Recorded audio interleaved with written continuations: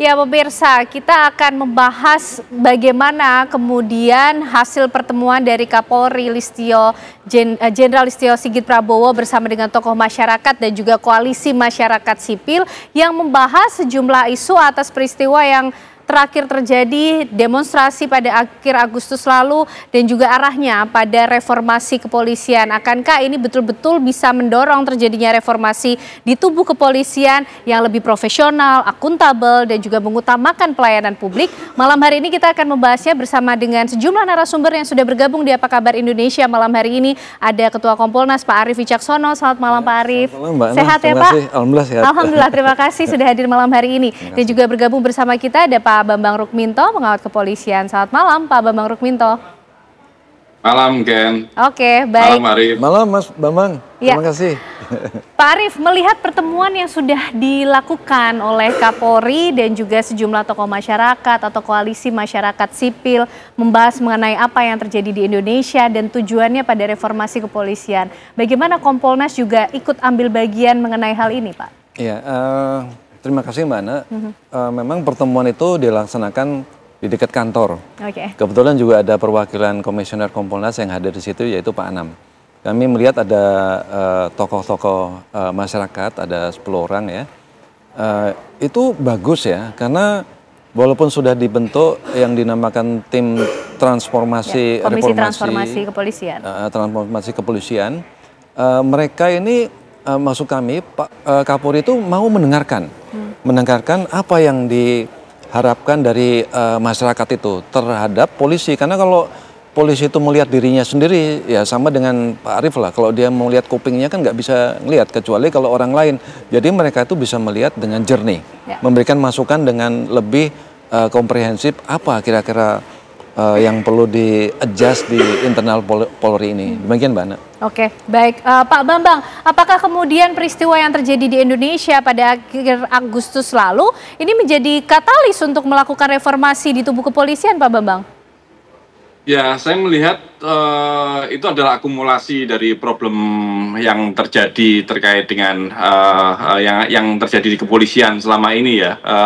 Sorotan-sorotan masyarakat terkait dengan perilaku dalam tanda kutip oknum jajaran kepolisian selama ini yang jauh dari harapan masyarakat, jauh dari harapan reformasi 98 ini terakumulasi di aksi kemarin yang kemudian dilanjutkan dengan desakan dari senior-senior di Gerakan Nurani Bangsa untuk membentuk tim reformasi Polri kepada Presiden. Tentu ini adalah sebagai sebuah upaya yang positif ya untuk melakukan evaluasi dan memperbaiki Polri ke depan, dan harapannya perbaikan-perbaikan yang beberapa waktu ini akan dilakukan atau sedang dilakukan, ini bisa menjadi fondasi yang kuat untuk menjadikan Polri lebih profesional, transparan, humanis, independen dan akuntabel ke depan seperti itu. Karena itulah harapan-harapan masyarakat kepada institusi Polri kita seperti itu. Oke, Pak Arief, kalau kita lihat secara timing, Presiden Prabowo Subianto sudah jauh sebelumnya memanggil perwakilan tokoh masyarakat Gerakan Nurani Bangsa untuk membahas mengenai hal ini. Terbaru kemarin Senin, Pak Kapolri Jenderal Listio Sigit Prabowo baru memanggil tokoh masyarakat tersebut. Betul. Pak Arief melihatnya apa kemudian yang menjadi urgensi atau yang membuat Kapolri akhirnya juga perlu mengundang para tokoh masyarakat atau koalisi masyarakat sipil ini dilibatkan dalam reformasi kepolisian? Siap, makasih Mbak Ana. Kalau yang ditunjuk oleh Pak Prabowo selaku Presiden, beliau menunjuk sosok figur yang memang memiliki track record yang baik. Pak Dopiri, selama masa penugasan beliau baik, mungkin hampir tanpa celah. Nah kemudian beliau pun nanti akan membidangi, mengepalai yang dinamakan tim Komisi Reformasi Polri. Jadi tentunya pasti akan dimaknai akan banyak melibatkan pihak-pihak eksternal untuk bisa memberikan masukan yang jernih. Nah Pak Kapolri sendiri pun membuat suatu persiapan, yaitu beliau menugaskan seorang akademisi, yaitu Bapak Profesor Komjen Krisnanda, itu akan membuat semacam daftar secara internal kira-kira apa-apa saja, poin-poin apa saja yang akan perlu diperbaiki di lingkungan Polri itu sendiri.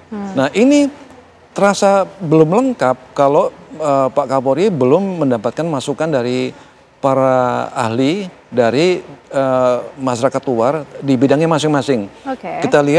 Kalau kita lihat dari beberapa ahli tersebut dari masyarakat koalisi sipil itu ada Pak Fran Magnis.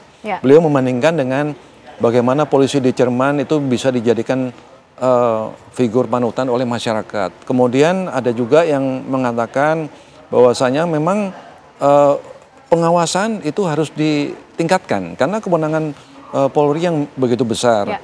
Itu dari Pak Anam. Kemudian ada juga yang mengatakan polisi itu sebagai penegak hukum itu hanya tajam ke bawah tapi tumpul ke atas. Nah ini yang perlu di-adjust, perlu diperbaikin lagi. Kemudian yang ada lagi yang berpendapat Polri itu banyak diintervensi, dicampuri urusan politik, ya kan? Harus dibedakan Polri sebagai memelihara Kamtibmas, penegak hukum dengan urusan politik.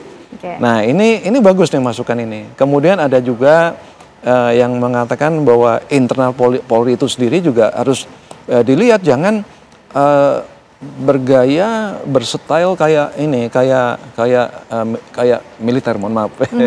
Jadi ini masukan-masukan bagus. Tentunya kalau nanti Pak Dopiri membutuhkan, diminta atau tidak diminta, pasti akan diberikan dan dijadikan suatu bahan pertimbangan untuk nanti akan diteruskan kepada Bapak Presiden. Oke, baik.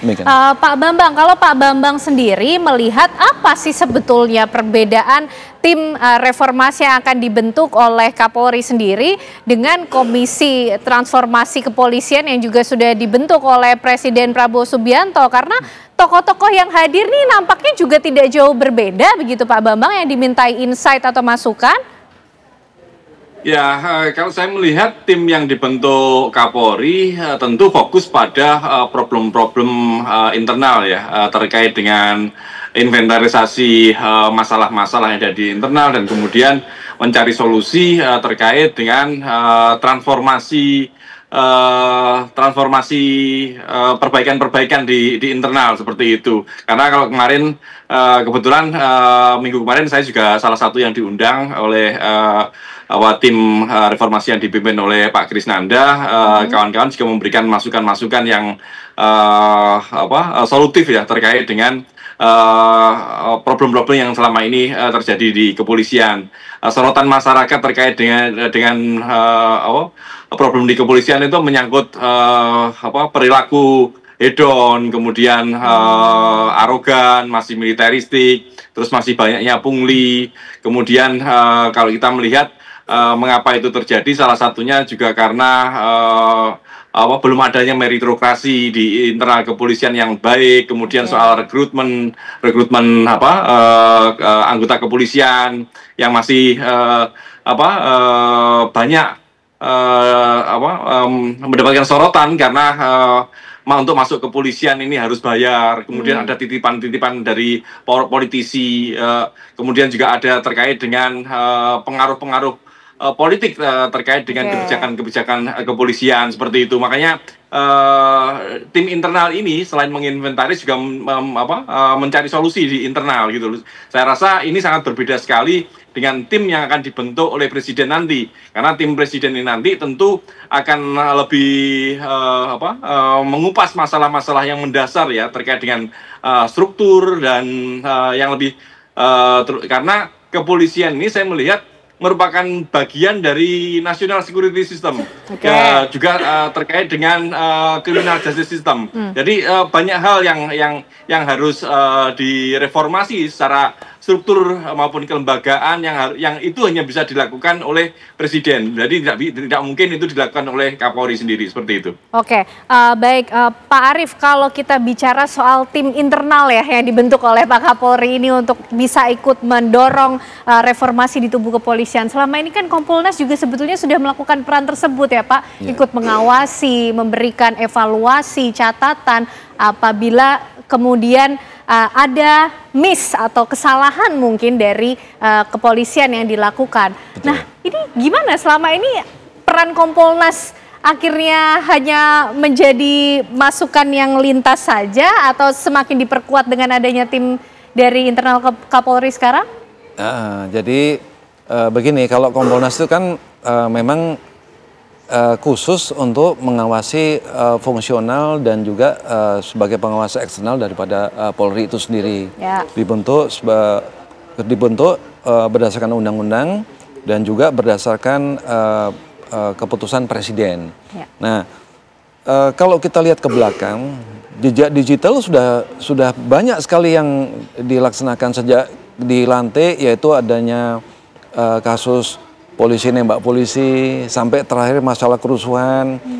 Setelah kerusuhan itu, akhir daripada Agustus dengan awal daripada September, kami semua berangkat, baik ke Surabaya, baik ke Makassar, baik ke Jogja, baik ke Semarang, termasuk ke Aceh. Itu kami melihat apa yang dilakukan oleh polisi, baik itu Polda, Polres, dan Polsek, termasuk korban, termasuk TKP, TKP yang dirusak. Nah, ini kita sudah memberikan masukan-masukan secara komprehensif kepada Polda atau Polres atau Polsek setempat. Nah, kalau yang sekarang, yang apakah itu yang dibentuk oleh Bapak Presiden dengan menunjuk Pak Dopiri sebagai Komisi Reformasi Polri maupun tim transformasi reformasi dari yang dibentuk Pak Kapolri, itu menurut pendapat kami itu akan menambah apa yang harus diperbaiki tadi seperti dibilang sama Mas Bambang Rukminto, yaitu masalah internal,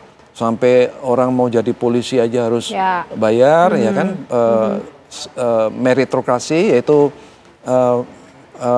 pengusulan untuk jabatan tertentu. Ini kan selama ini kan banyak terkesampingkan, banyak terlupakan. Nah, banyak sebetulnya sih contoh yang bisa disampaikan. Nah, jadi bisa lebih di boost lagi, artinya di booster lagi supaya ini bisa terjadi perubahan dalam arti kata tata kelola atau istilah kami adjustment daripada sistem yang ada di polisi itu supaya lebih baik. Karena zaman sekarang itu beda. Zaman sekarang itu adalah zamannya demokrasi, zamannya keterbukaan, zamannya media sosial itu di mana-mana.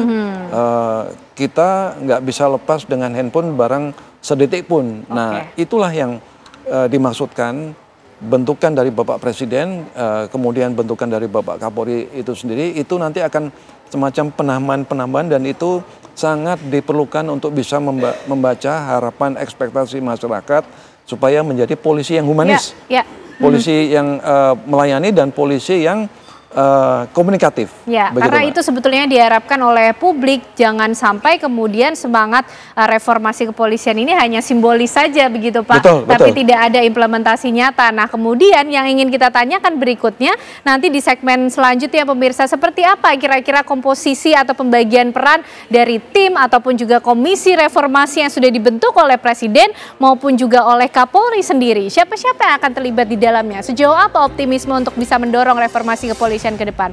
Usai jeda kami hadirkan untuk Anda.